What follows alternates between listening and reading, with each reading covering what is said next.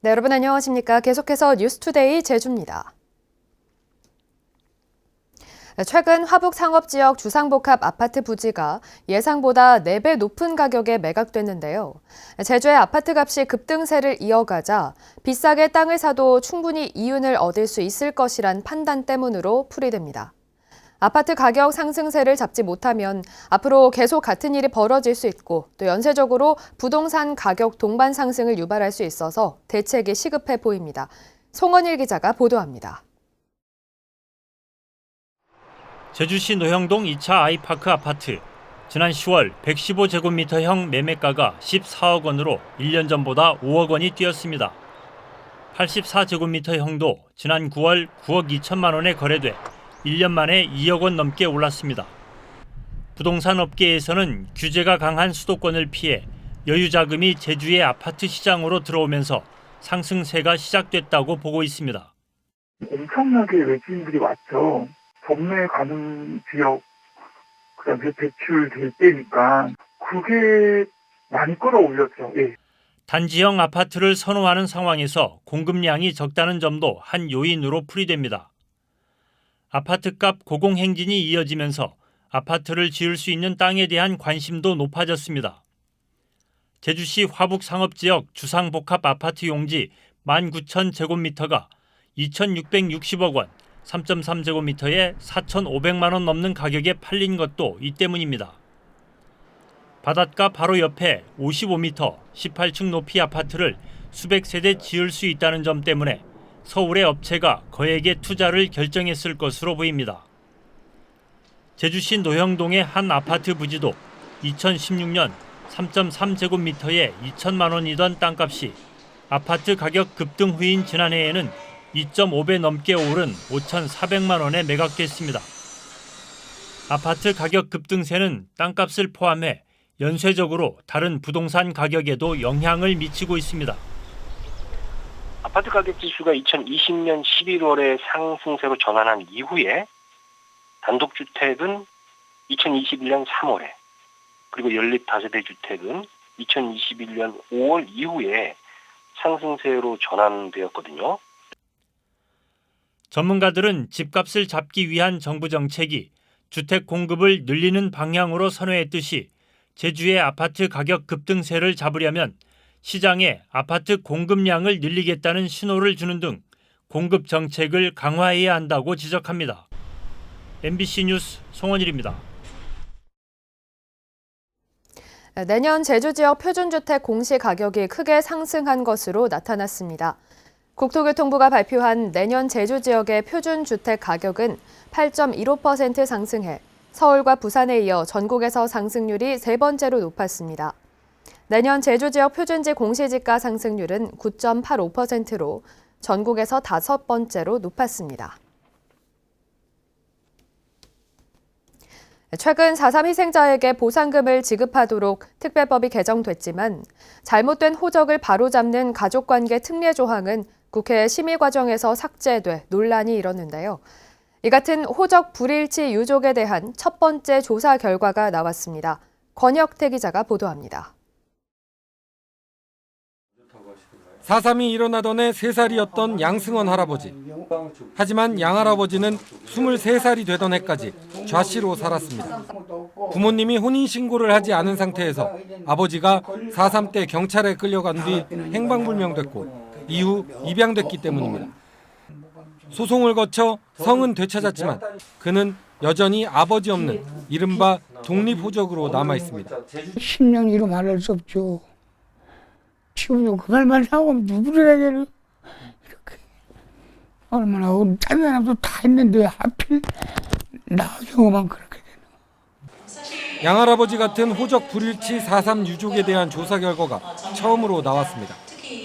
4.3 유족회가 지난 8월부터 실시한 조사에서는 모두 78건의 사례가 확인됐습니다.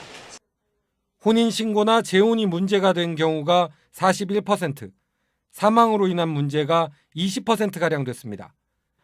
특이한 것은 희생자의 83%가 남성이었지만 호적이 불일치된 유족의 76%는 여성이었습니다. 아버지가 희생됐지만 딸은 제대로 된 호적에 올라가지 못한 사례가 대부분입니다. 4.3의 비극 속에 당시 가부장적이고 남성 중심적인 문화가 겹치면서 여성들이 배제됐다는 해석이 가능합니다. 거기에다 호적 불일치 문제 때문에 보상에서도 제외되는 2중, 3중의 고통이 여성 유족들에게 더해지고 있는 겁니다. 사실상 현재로선 가족관계의 정정 가능성이 거의 없다는 점도 유족들의 고통을 더합니다.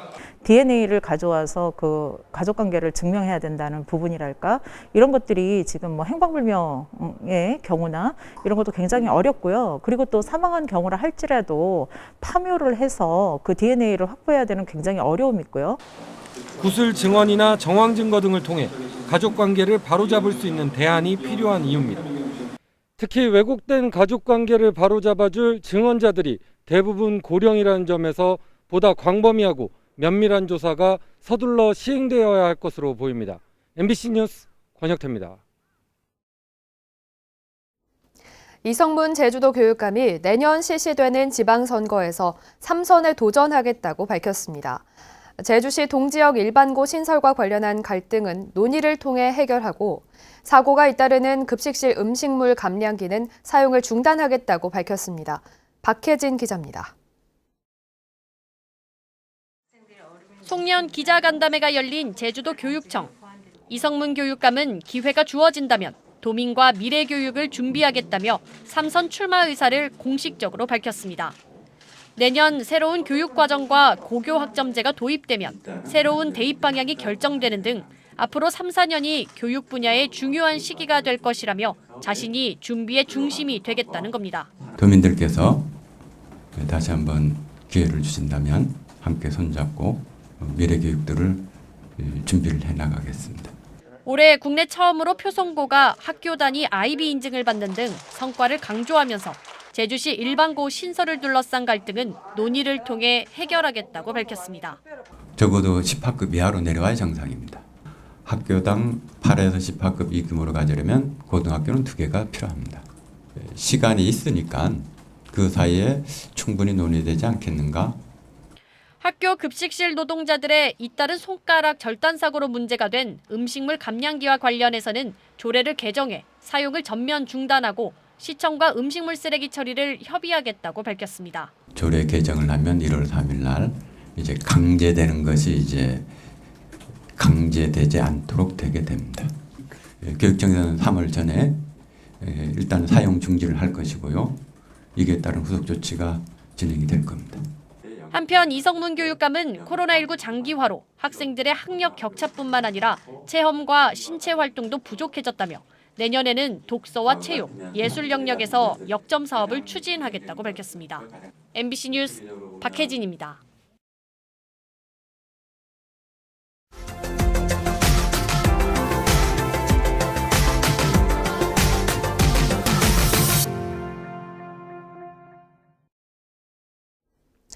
천연 기념물이자 멸종 위기종인 독수리가 멀리 몽골에서 울산으로 날아와 겨울을 나고 있는데요. 농약 중독으로 죽을 고비를 넘기고 구조된 뒤 GPS 번호표를 달고 방사됐던 독수리 한 마리도 울산을 다시 찾아온 것으로 확인됐습니다. 울산 MBC 최지호 기자입니다. 3m가 넘는 날개를 활짝 펼친 독수리떼가 고공비행을 하고 있습니다. 독수리는 맹금류 중 덩치는 가장 크지만 사냥 능력이 없어 동물 사체를 먹습니다. 저 멀리 몽골 지역에서 생활하는 독수리를 울산에서 볼 수 있다는 소식이 알려지자 첫 탐조 행사가 마련됐습니다. 관광객들은 먹잇감을 직접 풀어놓고 독수리가 땅에 내려와 먹이를 먹는 모습을 신기하게 봅니다. 그 먹이를 전에 오는가 싶어 되게 반갑더라고. 자주 오고 좋아하니까 자꾸 찾아오지 싶어요. 특히 66번 꼬리표를 단 독수리가 관광객들로부터 많은 사랑을 받고 있습니다. 사실 이 66번 독수리는 올해 초 농약을 먹고 울산 야생동물 구조센터에 구조돼 치료를 받았습니다. 이후 몽골로 돌아갔다가 9개월 만에 울산에 다시 온 겁니다. 당시 장착했던 GPS 덕분에 몽골에서 보름 만에 3,400km를 날아온 구체적인 동선까지 밝혀졌습니다. 구조요원들은 66번 독수리가 기특하다며 대박이라는 이름까지 지어줬습니다. 예, 울산에 저는 그 까마귀가 많이 오는 줄 알았는데 다시 독수리가 또 이렇게 새롭게 또 온다는 사실을 알고 너무 기쁘고 저희들도 반갑게 맞아줘야 할 그런 마음을 또 가지게 되게 됩니다. 떼까마귀와 백로의 국내 최대 서식지로 유명한 울산. 이제는 독수리의 생태를 엿볼 수 있는 탐조 행사가 울산의 새로운 관광 자원으로 자리매김하고 있습니다. MBC 뉴스 최지호입니다.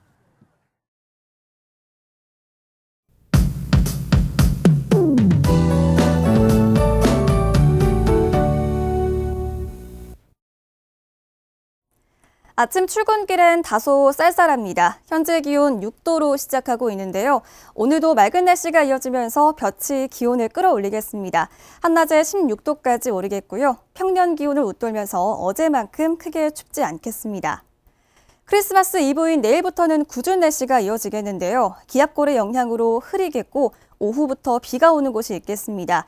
기온이 낮은 한라산에는 1에서 3cm가량의 눈이 내려 쌓이는 곳이 있겠습니다. 내일 밤부터는 더 강한 한기가 밀려오겠는데요. 북서쪽에서 찬 대륙 고기압이 확장하면서 찬바람이 강하게 불겠습니다. 크리스마스에는 한낮 기온이 3도까지 뚝 떨어지겠고요. 체감온도는 이보다 더 낮아서 이번 겨울 들어 가장 춥겠습니다. 크리스마스에도 비가 오다가 눈으로 바뀌어 내리겠고요. 눈은 다음 주 월요일까지 길게 이어지겠습니다. 많은 눈이 예상되는 만큼 산간도로 이동하신다면 미리 월동장구를 갖추시고요. 한파와 대설에 대비하시기 바랍니다. 현재 기온입니다. 현재 북부 지역 6도, 동부 지역 5도로 아침 공기는 차가운데요. 한낮에는 활동하기 수월하겠습니다. 대부분 지역에서 16도까지 오르겠습니다. 도서 지역도 맑겠고요. 예년 이맘때 날씨를 보이겠습니다. 오늘도 조업 활동하기 양호하겠습니다. 바다의 물결은 제주도 전해상에서 잔잔하게 일겠습니다. 유독 기온 변화가 잦은 겨울인데요. 온화한 날씨가 이어지다가 주말부터 날이 급격히 추워지겠고요. 당분간 추운 날씨가 이어지겠습니다. 건강관리 잘해주시기 바랍니다. 날씨였습니다. 어제 낮 12시 반쯤 제주시 한경면 금등리 해안가에서 해양보호생물종인 상괭이 사체가 발견됐습니다. 어제 오전 9시 40분쯤에도 제주시 구자읍 김영해수욕장 인근 백사장에서 상괭이 사체가 발견됐습니다. 올 들어 제주 해경 관내에서 발견된 상괭이는 모두 40마리로 이달 들어서만 14마리가 발견됐습니다. 제주에서 전승되고 있는 무속 의뢰 가운데 가장 규모가 큰 제주 큰 곳이 국가무형문화재로 지정됐습니다. 문화재청은 제주 큰 곳에 대한 문화재 심의위원회 심의와 지정 예고 절차를 거쳐 국가무형문화재로 최종 지정했다고 밝혔습니다.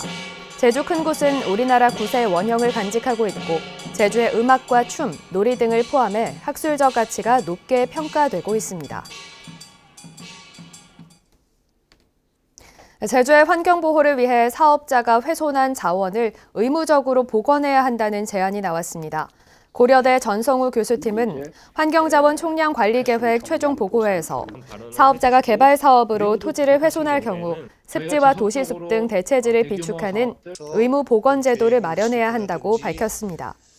제주도는 내년까지 공론화 과정을 거쳐 환경자원 총량 관리 시스템을 구축할 계획입니다. 그 행위로 일어나고 있는 내년 제주 경제의 긍정적 요인은 관광산업이라는 분석 결과가 나왔습니다. 한국은행 제주본부가 경제 전문가 40명에게 내년 경제 전망 분석을 의뢰한 결과 긍정적 요인으로 관광산업을 꼽았습니다. 이와 함께 위드 코로나와 친환경 산업, 골프장이 긍정적 요인으로 꼽혔고 부정적 요인으로는 코로나19와 금리 상승, 또 물가와 부동산이 꼽혔습니다. 도민 안전 체감도는 다소 높아졌지만 안전교육 경험 비율은 낮은 것으로 나타났습니다. 제주연구원이 도민 500여 명을 면접 조사한 결과 제주도가 안전하다는 응답은 전체의 44%로 지난해보다 2.6%포인트 상승했습니다. 하지만 응답자의 80%는 안전교육을 경험한 적이 없다고 답했고 45.3%는 제주도가 추진하는 안전정책에 대해 모른다고 응답했습니다. 뉴스투데이 제주를 마치겠습니다. 시청해주신 여러분 고맙습니다.